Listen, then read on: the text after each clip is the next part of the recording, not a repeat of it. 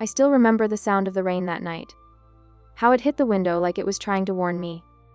My daughter, Lily, was standing by the door with her backpack half open, her favorite sweater soaked through. She was 12, but in that moment, she looked smaller, like the world had just collapsed on her shoulders. My mother stood there in the doorway of her big fancy house, arms crossed, looking at us like we were strangers who'd shown up uninvited. "Emily," she said, her voice calm in that cold way that only she could manage. "We've decided this isn't your home." Those words hit harder than any slap ever could.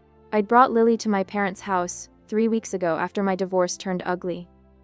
My ex, Derek, had taken everything. Our apartment, our savings, even our dog. I thought staying with my parents would help me get back on my feet, but it turned out I was just another inconvenience in their carefully curated life. My mom and dad owned a chain of luxury real estate firms, the kind of people who cared more about how things looked than how people felt. When I was younger, they sent me to private schools and fancy summer programs, but love was always conditional. They liked me best when I was quiet, polite, and successful enough to brag about. After my divorce, all that disappeared.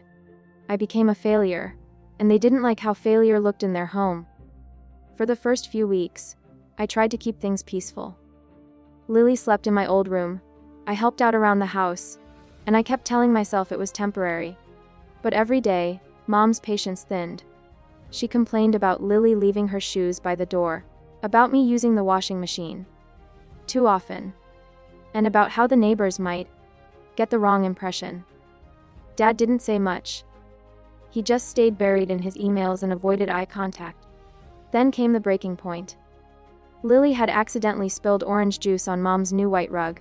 She cried, apologizing over and over, trying to clean it up before Mom saw. But of course, Mom saw. She walked in, gasped dramatically, and started yelling, not at Lily, but at me. "You've brought chaos into this home again, Emily. You never take responsibility for anything." I stood there, speechless, holding a towel, while my daughter sobbed. That night, Mom didn't speak to me. The next day, she barely looked at us. I thought maybe she just needed time to cool off. But then, after dinner, she called me into the living room. Dad sat on the couch, looking uncomfortable, while Mom stood by the fireplace, arms folded.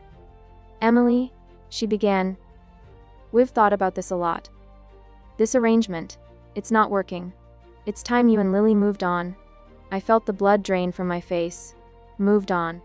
To where?" She shrugged. "You're an adult. You'll figure it out. We can't keep supporting you." I laughed, half in disbelief, half in panic. Supporting me? "I'm not asking for money. I just needed a place to stay until I find another job." Mom tilted her head. That patronizing expression she always wore when she wanted to seem reasonable. "It's not about money. It's about boundaries. This house isn't your home anymore." My voice broke. "You're kicking out your granddaughter. She's 12. Don't make this dramatic," she said. "She'll be fine. Kids are resilient." Dad mumbled something about it being for the best, but couldn't look at me. I wanted to scream, to remind them that I'd been the daughter who took care of them when Dad was in the hospital, who sent money when Mom's business had a rough year, who called every Sunday no matter how busy I was. But I realized none of that mattered. I wasn't useful to them anymore. That night, it rained harder than I'd seen in months. I packed Lily's things quietly while she slept, trying not to cry. Around midnight, I woke her up gently. "Sweetheart, we're going to a motel tonight," I whispered. She rubbed her eyes. "Why? Did Grandma say something?" I didn't answer right away. I just hugged her tight.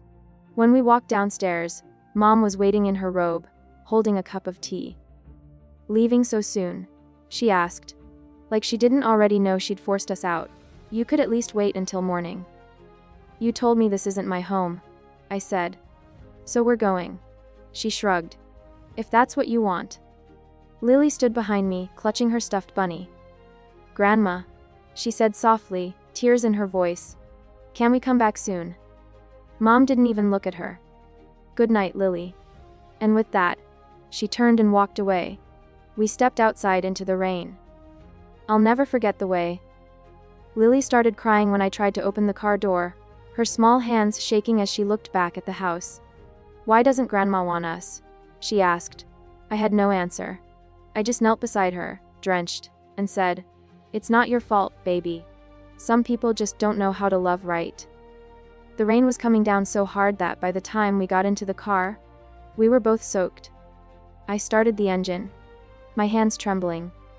As I drove away, I glanced in the rearview mirror one last time. The porch light flickered, and for a second, I thought I saw Mom watching from the window. But maybe that was just my imagination. Because if she did care, she wouldn't have let her granddaughter cry in the rain. That night was the moment I realized I didn't have parents anymore. I just had people who used to pretend they loved me, when it made them look good. But I had Lily. And somehow, that had to be enough. The motel room smelled like bleach and old carpet. The walls were a dull beige, the kind of color that made you feel tired just looking at it. Lily sat on the bed in her pajamas, staring at the rain through the window. I was trying to make her laugh, telling her we were having a sleepover adventure. But she wasn't buying it. She was quiet, her eyes red and puffy. "I miss Grandma's pancakes," she said softly. My chest tightened. "I know, sweetheart. But I'll make you better ones tomorrow." The truth was, I didn't even know if I could afford breakfast. I had $57 left in my checking account, and a gas tank that was half empty. My last freelance job had fallen through, and I was still waiting on 2 unpaid invoices. It had been years since I'd had a steady paycheck. I'd left my old marketing job to raise Lily, and when Derek left, I didn't just lose a husband. I lost financial security too. That night, after Lily fell asleep, I sat in the dark scrolling through job listings on my phone, fighting the panic that was building in my chest. I wanted to be strong, to believe everything would be okay, but the truth was I was terrified. I thought about calling Mom, just to say something, to remind her we existed, but pride kept me from doing it. She'd made her choice, and I wasn't going to beg. The next morning, I took Lily to school like nothing had happened. I didn't want her to feel different from the other kids. While she was in class, I parked outside a cafe with free Wi-Fi and sent out resumes to every company I could find. By noon, I'd gotten 2 responses, both rejections. I bought a coffee I couldn't afford, and sat there staring at the rain again, wondering how my life had come to this. That's when I got a text from my sister, Natalie. "Mom told me what happened. She says you overreacted." "What's going on?" My hands shook as I typed back. "She kicked us out, Nat, in the middle of the night, in the rain." A few minutes later, her reply came. "You know how Mom is. Maybe if you just apologized." I stared at the screen in disbelief. Apologized? For what? Existing. I didn't respond. That night, Lily and I ate instant noodles in the motel room, and I tried to make it fun by pretending we were camping. She giggled when I made the noodles into warm soup, and for a moment, the heaviness lifted. But later, after she fell asleep, I cried quietly into my hands. I was failing her. The next week blurred together. Job applications, phone interviews that went nowhere, and nights spent worrying about the next motel bill. Then one morning, I got an email from a small startup downtown. They wanted to meet for an interview. It wasn't much, but it was something. I borrowed Lily's lucky hair clip, straightened my blazer, and showed up an hour early. The office was small but modern, filled with young people who looked like they still had hope. The manager, a kind woman named Jordan, asked about my experience. I told her the truth, about working in marketing, taking time off to raise my daughter, and trying to rebuild. When the interview ended, she smiled and said, "You've got grit. We'll be in touch." It wasn't a promise, but it was more kindness than I'd heard in months. That night, Lily and I walked to a nearby park after dinner. The rain had finally stopped, and the city lights reflected in the puddles. She ran ahead, splashing in her sneakers, laughing for the first time in days. I watched her and thought, maybe this was the turning point. Maybe we could build something again, just the two of us. Then my phone buzzed. It was Mom. My heart dropped. "We heard you're still staying in that motel. That's not a good environment for Lily." You should have thought about her before storming out. I clenched my jaw. I wanted to throw the phone into the puddle. She had the audacity to act like she hadn't forced us out. I didn't respond. But an hour later, she called. Against my better judgment, I answered. Emily, she said sharply. This has gone on long enough. You need to take responsibility for your choices. You mean for you kicking us out? I snapped. You told me this wasn't my home. She sighed, like I was a child who just didn't understand. You could have stayed if you'd respected our house rules, but you made everything difficult. Your house rules. I laughed bitterly. Mom, we were just trying to live. Don't take that tone with me. We raised you better. I looked at Lily, playing on the swings, her laughter echoing through the park. You didn't raise me to love unconditionally, I said quietly. You raised me to perform. There was silence on the line, then a sharp click as she hung up. That night, I didn't sleep. I just lay awake, staring at the ceiling, wondering how people could look their own flesh and blood in the eye and still feel nothing. A few days later, I got the call. I'd gotten the job. It wasn't glamorous. It barely covered rent. But it was enough to get us out of that motel. When I told Lily, she jumped on the bed, screaming, "We're getting a house." We ended up finding a tiny apartment on the edge of the city. It was cramped, with peeling wallpaper and a leaky faucet, but it was ours. We unpacked our few belongings, and that night, we ate pizza on the floor. Lily said, "This feels like home," and I believed her. Still, the pain lingered. I couldn't stop replaying that night at my parents' house, wondering how they could sleep knowing their granddaughter had cried in the rain. Part of me hoped they'd reach out with an apology. But weeks passed, and nothing came. Instead, Natalie sent a text about how Mom was telling everyone at church that I'd moved out suddenly, because I was unstable. I wanted to scream. Instead, I blocked her number. That was the night I promised myself something. I would never make my daughter beg for love the way I had. She would never have to wonder if she belonged. I didn't know what the future looked like yet. But I knew one thing for sure. We were done needing people who only loved us when it was convenient. And for the first time in a long time, that felt like freedom. Things started to get better, slowly. My new job wasn't glamorous, but it gave us stability. I worked in marketing for a small clothing startup run by kind people who actually cared about their employees. The pay wasn't much, but it was enough for rent, food, and a little bit of breathing room. For the first time in months, I could buy Lily new shoes without checking my bank balance 3 times. Every morning we'd take the bus together. She'd go to school, and I'd head to the office. It became our routine, our new rhythm. She'd draw little notes and sneak them into my bag, and I'd tape her doodles to my desk. It wasn't easy, but we were okay. I didn't talk to my parents anymore. They didn't call, and I didn't reach out. Natalie texted once, saying Mom felt hurt, that I'd cut them off, but I couldn't bring myself to respond. Hurt. They were hurt. I still remembered the image of my daughter standing in the rain, crying outside their house. Some wounds didn't heal just because time passed. Months went by. I worked long hours, sometimes late into the night. Lily was thriving at school, and I was proud of how resilient she'd become.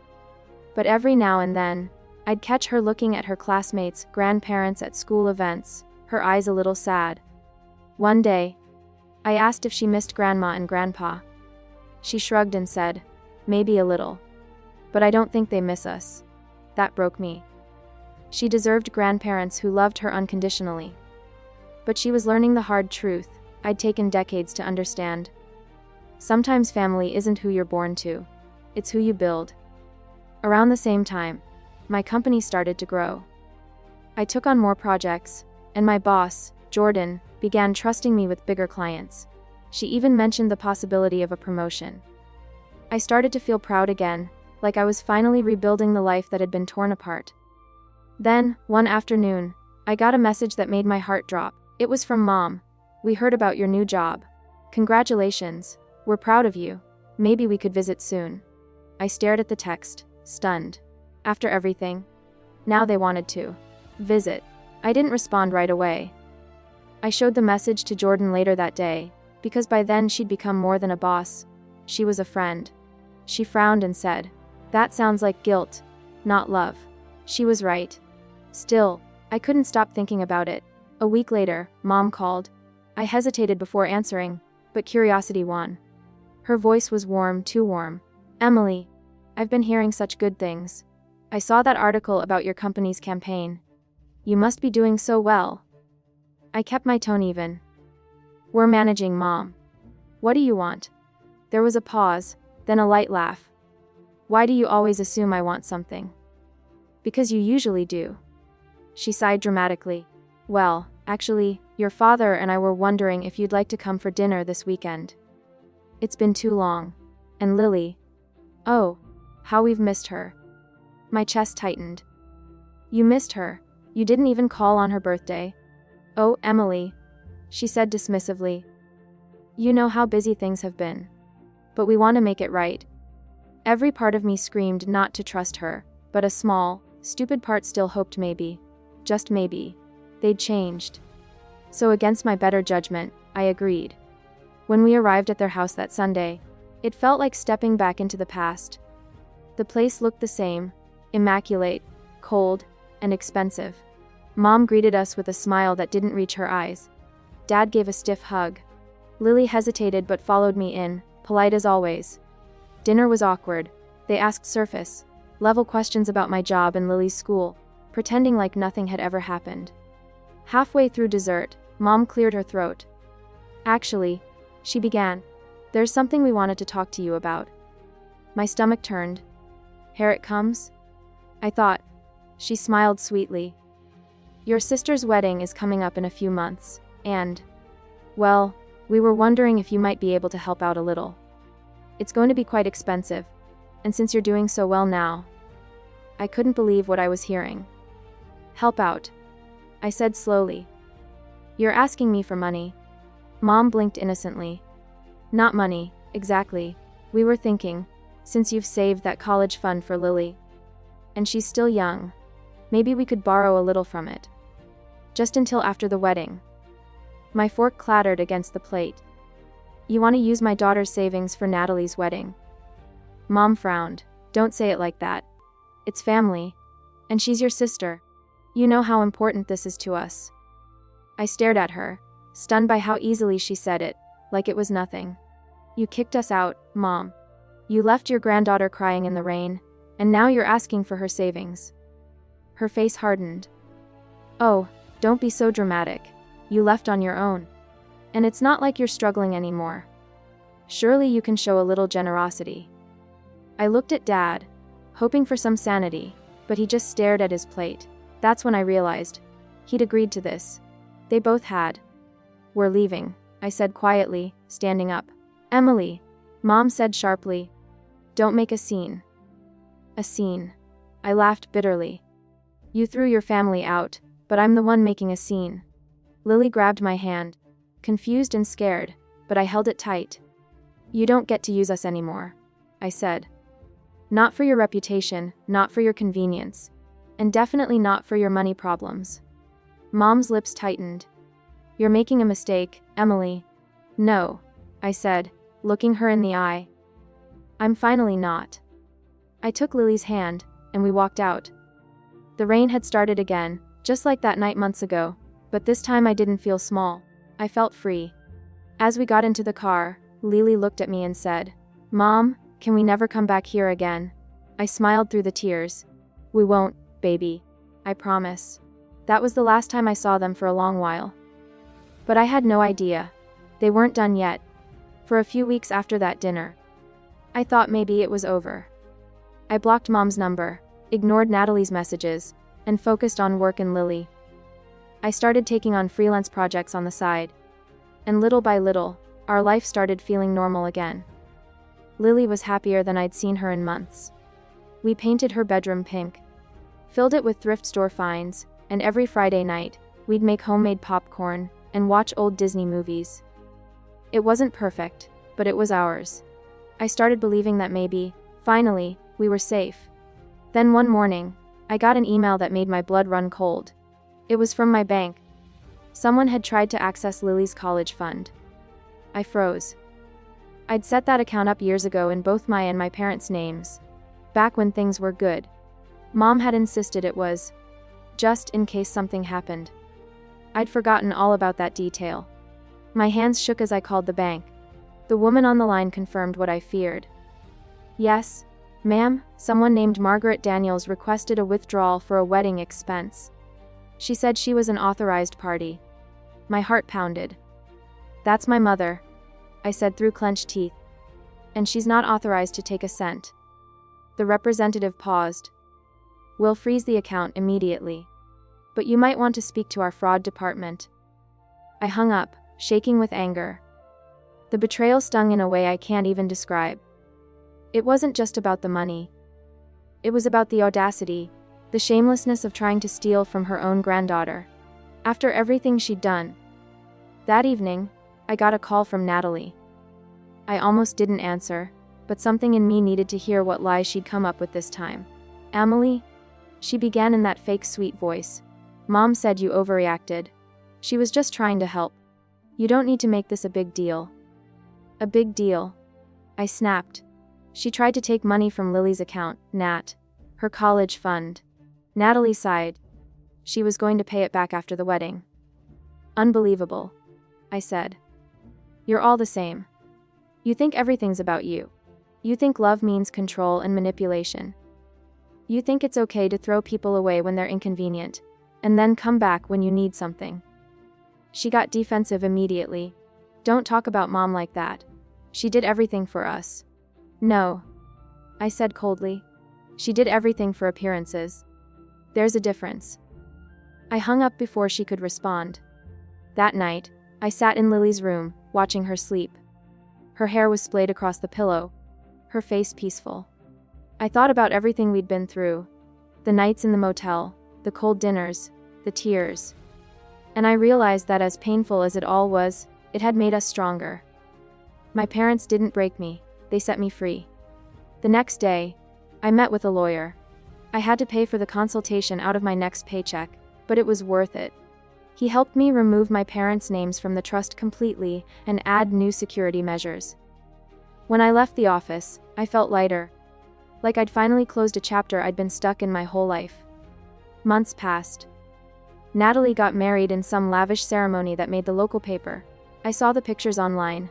Mom beaming, Dad clapping, the perfect family image. It made my stomach turn, but I didn't cry. I just closed the article and went back to helping Lily with her science project. A few months later, I got an email from an unknown address. It was Mom. The subject line just said, "Can we talk?" Against my better judgment, I opened it. She wrote that Dad had been sick, that she was rethinking things, and that she wanted to make amends. She said she missed her girls. I stared at the screen for a long time. A year ago, I might have answered. I might have hoped she'd changed. But now, I knew better. I deleted the email without replying. That night, as Lily and I watched TV, she leaned against me and said, "Mom, do you think Grandma will ever say sorry?" I thought about lying, but I didn't want to teach her the wrong lesson.